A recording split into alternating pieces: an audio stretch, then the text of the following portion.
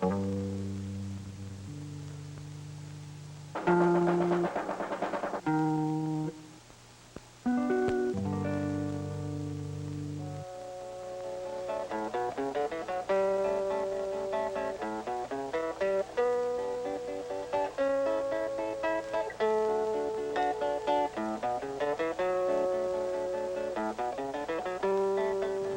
sun's energy is one of our great natural resources, but it has been rarely used by man except in agriculture. The world's supply of sunshine is far greater than the demands for fuel and power. Solar energy is widely distributed, making unnecessary long transmission lines and expensive fuel deliveries. It is not available at night nor in cloudy weather, thus requiring expensive storage equipment. In sun-rich, economically poor parts of the world, the standard of living could be improved by the use of solar devices. A billion people live in these areas. Intensive research is needed, however, to make these devices practical. The University of Wisconsin's Solar Energy Laboratory, under the direction of Dr. John A. Duffy, is engaged in this research with generous support from the Rockefeller Foundation. How can the sun be used? Let us look at some of the projects going on here. This solar cooker is equivalent to a 500-watt electric hot plate. It will bring a quart of water to boiling in 10 or 15 minutes.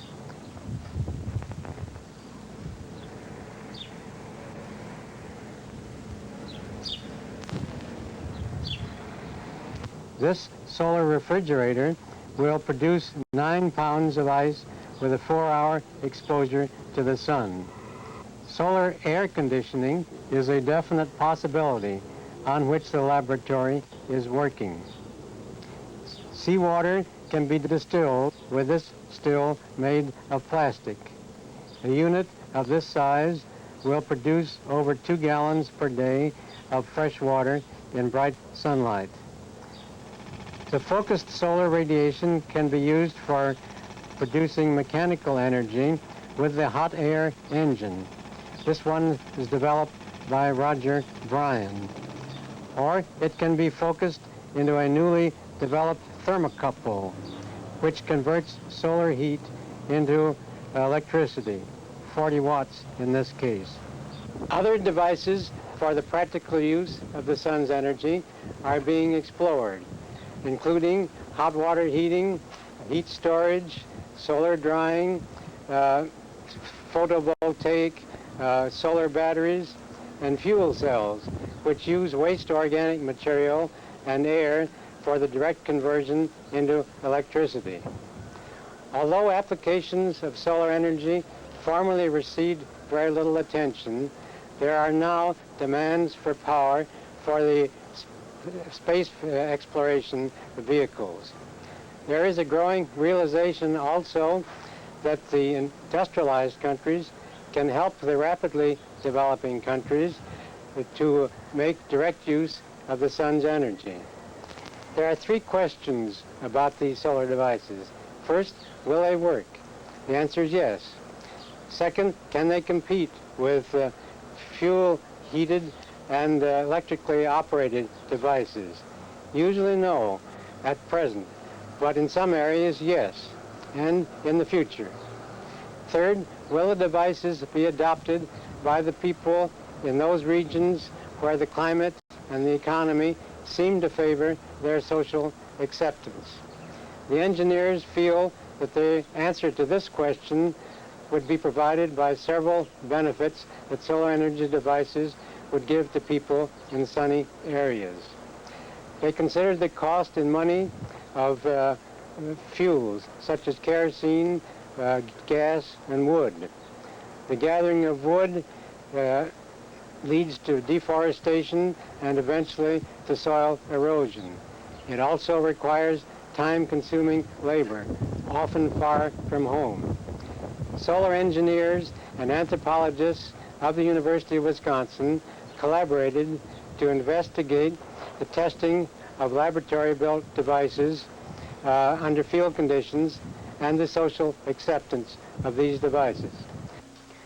This film takes the introduction of solar cookers in Mexico as an example. Field research for this experiment in applied anthropology was pursued on the Colorado River Indian Reservation near Parker, Arizona in 1958 to 1959, and from 1959 to 1962 in 3 widely separated, climatically different villages of Mexico. Near the city of Torreon, the small town of Congregación Hidalgo, which lies in an irrigated cotton-growing region. The second community, the rather remote village of Cuauhtémoc in Tlaxcala, is on the slopes of a volcano. The third village studied, Teotitlan del Valle, almost 20 miles from Oaxaca, will be seen in this film. Teotitlan is intermediate between the other 2 communities in its experience with outsiders. It has for several decades sustained an active export of woolen textiles and has attracted some tourist attention.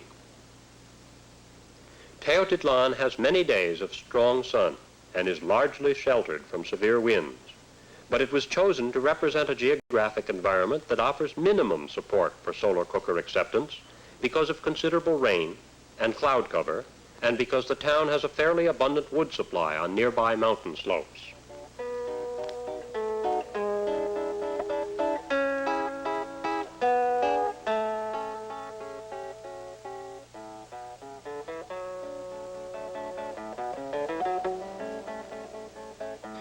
Teotitlan has a population of under 4,000 people who see their town as characterized by relative harmony and peace. Teotitlan subsists about half from farming, raising corn, squashes, and beans, and cattle, pigs, and poultry. Equal in importance for its subsistence is the town's widely acclaimed textile industry. Using wools raised in another region of southern Mexico and chemical dyes from Mexico City, the weavers carry out all processes of production locally, from scouring, washing, and carding the raw wool to spinning and weaving. The anthropologists originally hoped that solar cookers could contribute to the production of the town's important exports, as well as to its domestic economy. If the cookers could heat the boiling water used for fast dyes, a great saving of wood fuel would result.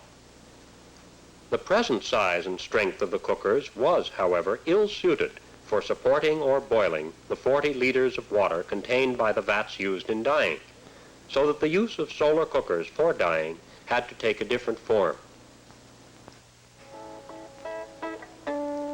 After being dyed, the colored yarns are spun and the shuttles are prepared.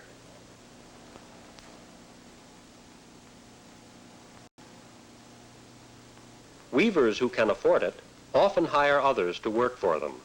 Otherwise, family members help with the various stages of textile making. Both traditional and original designs are woven on European-style looms.